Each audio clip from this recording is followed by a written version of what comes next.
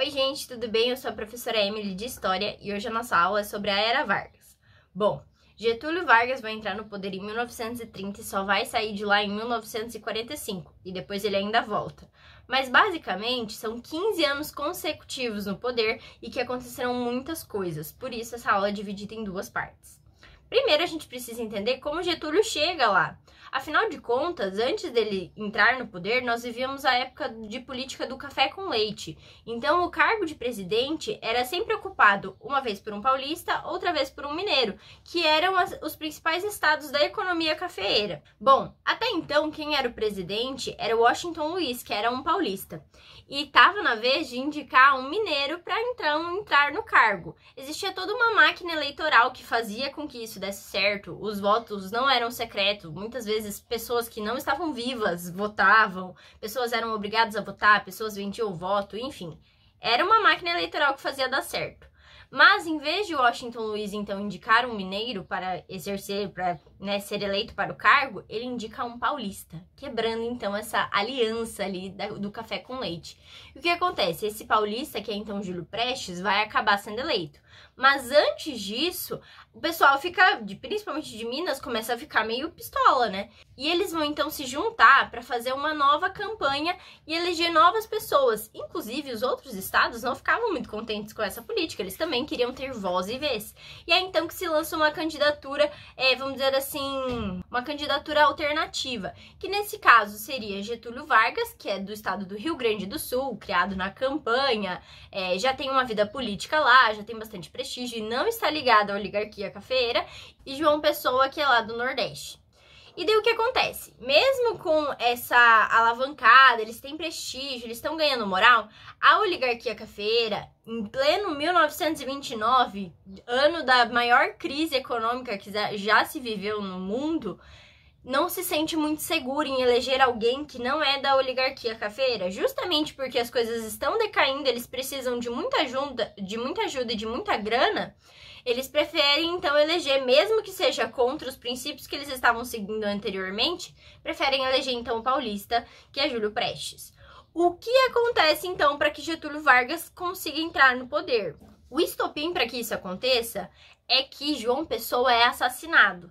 Na verdade, existem vários motivos para ele ter sido assassinado, existia um conflito ali que não era só político, mas a galera vai cair em cima falando que um rival político assassinou o então candidato a vice-presidente, e isso vai virar um bafafá, e a galera então vai se revoltar e vai fazer então uma revolução, que começa então pessoas migrando lá do Rio Grande do Sul para chegar então até a capital, que é o Rio de Janeiro nessa época, para então depor esse presidente, que é Washington Luiz ainda, porque o Júlio Prestes só iria assumir no ano seguinte. E daí eles chegam lá então, e a Marinha e o Exército é que depõem o presidente. Getúlio tá se deslocando, ele vai passar ali por Santa Catarina, Paraná, vai fazer algumas pausas ali, tem toda uma história, inclusive local sobre isso, dele ter ficado escoltado, escondido ali, principalmente nos lugares onde tinha as ferrovias e tudo mais. E a Marinha e o Exército, então, vão depor o Washington Luiz, e quem vai assumir, então, provisoriamente é Getúlio Vargas. Toda essa pressão popular, então, faz com que essa junta provisória assuma o poder, e a gente precisa entender, então, como que o Getúlio vai conseguir se consolidar. Basicamente, o que Getúlio adotava como política era tanto uma coisa mais ditadora, mas ele ainda assim dava algumas vantagens para a população, coisas que se destacam então nesse período que ele esteve no poder. A industrialização nacional, que vai assim alavancar como nunca alavancou antes. Então a gente vai pensar muito em parar de comprar coisas de fora e começar a produzir as nossas próprias coisas, principalmente indústrias de base ligadas à siderurgia. Então o pessoal do exército também vai ficar muito feliz com isso, então ele vai conseguir ali muita moral com a galera, além de, claro, dos empregos, mais indústrias, mais empregos. Outra política do Getúlio é o trabalhismo, então é ali que vai se criar a CLT, condições melhores de trabalho, direitos trabalhistas, que antes não existiam. Então, para as pessoas, vamos dizer assim, mais comuns, isso era muito, muito bom.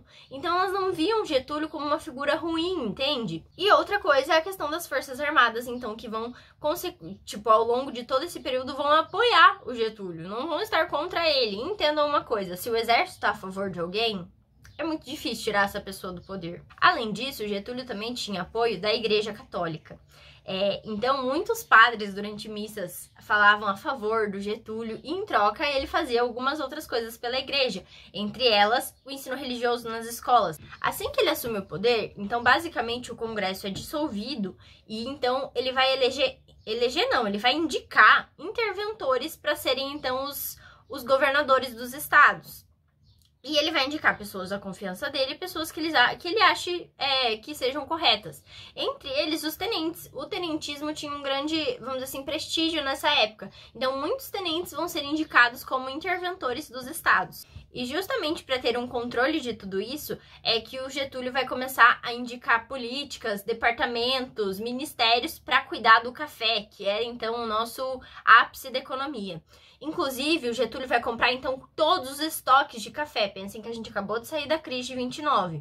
Então, quase ninguém tá comprando nada, porque os estados estão quebrados nos outros lugares do mundo. Os outros países estão tão ruins quanto a gente. Então, Getúlio vai propor de comprar todo o estoque de café a 60 mil réis por saco, que os produtores achavam muito pouco, mas ele vai comprar todo esse estoque, então, e basicamente a política do café vai estar na mão, então, do presidente. Sobre isso do café, vou ler um trechinho para vocês, porque vocês já devem lembrar daquela história que muitas sacas de café do Brasil foram queimadas. Para vocês terem uma dimensão dessa quantidade, vou ler um trechinho do Boris Fausto para vocês, que diz o seguinte: a destruição do café só terminou em julho de 1944. Em 13 anos foram eliminados 72,2 milhões de sacas, ou seja, uma quantidade equivalente ao consumo mundial por 3 anos. Então, assim, o café durante muito tempo foi uma riqueza para o Brasil, mas ele vai acabar no final também sendo um grande prejuízo para nós. Getúlio também vai se destacar no quesito da educação. Durante todo o seu mandato, ele vai investir muito nas escolas técnicas, porque como vão ter muitas indústrias, as pessoas precisam ter uma educação elementar básica, elas precisam saber coisas básicas para conseguir trabalhar nas indústrias. E também ele vai investir em uma elite intelectual. Então, algumas universidades vão ser criadas nessa época, com destaque para as que vão evoluir e se destacar, é a USP e a UFRJ. Nessa época também a gente tem o Manifesto da Escola Nova, que então vai ser um movimento que vai pedir por mais uma criticidade da escola, enfim, que a escola tenha um papel mais relevante, ensine determinadas coisas. E também a gente vai ter um ministro que vai se destacar muito, que é o Capanema, que vai fazer, então, uma reforma da educação. Os tenentes, como eu disse pra vocês, estavam do lado do Getúlio, e durante muito tempo os tenentes tiveram muito prestígio, mas com o tempo eles foram decaindo um pouco. Eles tinham essa ideia meio salvacionista, que eles iam, então, tirar as oligarquias, não ia mais ter coronelismo, esse tipo de coisa. Só que essa ideia salvacionista não vingou exatamente, porque as elites tinham muito poder, então elas iam acabar com os tenentes facinho. E o que acaba acontecendo? Então, Getúlio entra em 30. Em 32, justamente por causa desses interventores que foram indicados pelo Getúlio, os paulistas começam a ficar muito bravos, eles não estão satisfeitos com aquela situação. Porque justamente o interventor de São Paulo não é um paulista. E então eles começam a querer fazer demandas, exigir coisas, e aí que a gente vai viver um momento muito importante dessa época, que é a Revolução Constitucionalista de 1932. Basicamente, os paulistas vão tentar se juntar com outros estados que também não estavam contentes, mas eles vão meio que ficar sozinhos ali. A galera vai pedir arrecadação, ouro, porque como eles vão ter que lutar contra, vamos dizer assim, o governo federal, eles são pouca coisa perto do governo federal, entende? Então eles precisam de doações, arrecadar coisas. E assim, por mais que eles tenham sido combatidos em 3 meses e a revolução não foi, vamos dizer assim, vitoriosa, Getúlio Vargas começou a perceber que ele precisava daquela galera apoiando ele. Que aquela galera era forte, ela conseguia muita coisa. Então, esse movimento trouxe algumas consequências. Por exemplo, a promulgação do Código Eleitoral. Então, o Código Eleitoral vai ser promulgado e ele vai colocar algumas coisas. Por exemplo, o voto secreto, o voto obrigatório e o voto feminino. Que durante muito tempo, então, não foi um direito das mulheres e nessa época vai começar a ser. Além disso, vai ser, então, indicado, né, um interventor paulista para São Paulo. E depois de 1 ano, mais ou menos, vai realmente acontecer uma Assembleia Constituinte. Então, em 34, nós vamos ter uma Constituição, que, então, era a demanda maior dos paulistas e isso vai realmente acontecer. Eles não saíram vitoriosos, mas vamos dizer assim que as demandas deles foram atendidas com o tempo. Além disso, também, indica-se que o legislativo, então, fosse proporcional aos estados. Então, que nem a gente tem hoje. Quanto maior for o estado, mais a gente tem, mais pessoas no legislativo eles vão ter. E existia também uma parte do Congresso que era ligada, vamos dizer assim, a um cunho profissional, uma parte mais dos sindicatos. E isso demonstra muito um corporativismo de um modelo fascista que o Getúlio seguia e admirava. Tanto que a Constituição que vai ser promulgada em 34, ela é, vamos dizer assim, inspirada na República de Weimar, que é a Alemanha no caso. Então, a Constituinte alemã é que vai dar pra gente, então, um modelo de como vai ser a nossa nova Constituinte. Ela propõe, então, um nacionalismo econômico, aquelas ideias trabalhistas. Então, quais vão ser os direitos, por exemplo, que é aquela CLT que a gente segue basicamente, seguir até então, que vai ser a questão das férias remuneradas, que antes não existia. Também a questão de, vamos assim, delimitar quantas horas diárias você vai poder trabalhar ou não. Também tem a questão de delimitar ali como vai ser o trabalho feminino, o trabalho dos menores de idade, que era uma questão também que se tinha alguma preocupação. Salário mínimo, entre outras coisas que a gente tem até hoje, então, e que começam com Getúlio Vargas. A educação primária, então, é obrigatório e gratuito. E, além disso, o serviço militar é obrigatório também a partir dessa época, com a promulgação da Constituição de 1934. Com o fim da Primeira Guerra Mundial e a ascendência de movimentos totalitários, a coisa do fascismo, do nazismo e tudo mais, isso também vai respingar um pouco no Brasil. É quando a gente vai ver, então, que vai ascender o movimento do integralismo. Vocês já devem ter ouvido falar alguma coisa, mas basicamente o lema do integralismo era Deus, Pátria e Nação. Os integralistas, eles eram basicamente contra muita coisa. Eles eram contra o capitalismo, eles eram contra o liberalismo, eles eram contra a democracia, eles eram contra o comunismo, entende? Eles eram contra um monte de coisas, mas o que eles tinham, então, como princípios? Eles queriam a eliminação do Estado, mas eles cultuavam um líder. E, além disso, tinha todo um viés, então, de religião, de família, esse tipo de coisa. Basicamente, os integralistas vão se confrontar muito com os comunistas. Apesar de ter alguns ideais parecidos, por exemplo, a eliminação do Estado e tudo mais, e a eliminação do capitalismo, porque eles são contra, ambos são contra esse sistema, eles vão ter muitas coisas diferentes, então eles vão se combater durante muito tempo. Isso vai gerar uma série de conflitos, uma série de greves, revoltas, enfim, até que então o governo vai instituir a Lei de Segurança Nacional. O que dizia essa lei basicamente? Vou ler para vocês. Aqui diz basicamente o seguinte: a lei definiu os crimes contra a ordem política e social, incluindo entre eles a greve de funcionários públicos, a provocação de animosidade nas classes armadas, a incitação de ódio entre as classes sociais, a propaganda subversiva, a organização de associações ou partidos com o objetivo de subverter a ordem política ou social por meios não permitidos em lei. Então, basicamente, tudo aquilo que fosse contra, que fosse subversivo, e entendam que o que o Getúlio considera subversivo estava proibido. Então, muitos partidos vão cair ali, então, em ser proibidos, não vão poder existir mais. E nesse meio tempo também acontece então uma organização da esquerda que vai fazer então a Aliança Libertadora Nacional, que é um movimento de esquerda que vai basicamente instituir algumas coisas com base na Internacional Comunista, feita pela Rússia, que vai dizer então o que eles devem defender ou não nessa época. Em 35, os comunistas vão tentar dar um golpe no Estado, e isso vai deixar as pessoas muito alarmadas, é aquele fantasma do comunismo que sempre ronda todos os governos, e daí assim, só que esse golpe vai assim ser facilmente combatido, entende? Ele não foi uma ameaça de verdade, mas a galera já começa a ficar assim, assustadíssima. E Getúlio vai usar disso então para se promover um pouco e vai colocar então um estado de sítio ou de guerra. O que acontece então? Não tem mais eleições ali nessa época.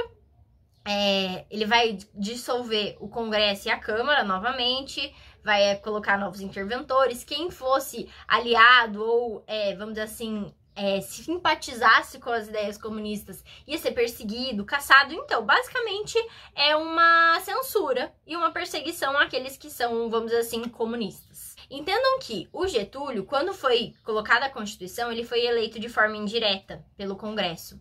E o que acontece? Ele vai conseguir, então, ficar no poder até 38 e será feita, então, uma nova eleição, que agora seria, então, um voto direto, as pessoas iriam votar. Em 35, quando acontece esse golpe, tá chegando ali perto. Em 37, os candidatos já estão ali fazendo a sua propaganda política de quem vai ser eleito, entende?